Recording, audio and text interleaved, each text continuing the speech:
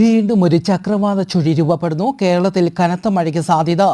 ശ്രീലങ്കയ്ക്ക് സമീപമാണ് ചക്രവാത ചുഴി രൂപപ്പെടുന്നത്. ഇന്നു മുതൽ കേരളത്തിൽ മഴ ശക്തമാകും. പത്തനംതിട്ട, ഇടുക്കി, എറണാകുളം, തൃശൂർ, കോഴിക്കോട്, വയനാട്, കണ്ണൂർ ജില്ലകളിൽ ശക്തമായ മഴയ്ക്ക് സാധ്യതയുള്ളതിനാൽ ഇന്ന് യെല്ലോ അലർട്ടും പ്രഖ്യാപിച്ചു. ഇന്നു മുതൽ കേരളത്തിൽ ഇടിമിന്നലോട് കൂടിയ മഴയ്ക്കും ഒറ്റപ്പെട്ട സ്ഥലങ്ങളിൽ ശക്തമായ കാറ്റിന് സാധ്യതയുണ്ടെന്നും കാലാവസ്ഥ മുന്നറിയിപ്പ്. ഇടിമിന്നലിന് സാധ്യതയുള്ളതിനാൽ പൊതുജനങ്ങൾ ജാഗ്രത പാലിക്കണമെന്നും ഇടിമിന്നലുള്ളപ്പോൾ തുറസായ സ്ഥലത്തോ വൃക്ഷങ്ങളുടെ ചുവട്ടിലോ നിൽക്കരുതെന്നും അറിയിച്ചു. കേരളത്തിൽ തിരുവനന്തപുരം, കണ്ണൂർ, കാസർഗോഡ് ജില്ലകളിലെ തീരപ്രദേശങ്ങളിൽ ഇന്നു മുതൽ നാളെ രാത്രി 11:30 വരെ ഉയർന്ന തിരമാലയ്ക്കും കള്ളക്കടൽ പ്രതിഭാസത്തിനും സാധ്യതയുണ്ടെന്നും മത്സ്യത്തൊഴിലാളികളും തീരദേശവാസികളും ജാഗ്രത പാലിക്കണമെന്ന് അറിയിച്ചു. ഒക്ടോബർ 2 ബുധനാഴ്ച സൂര്യഗ്രഹണത്തിന് ലോകം സാക്ഷ്യം വഹിക്കും.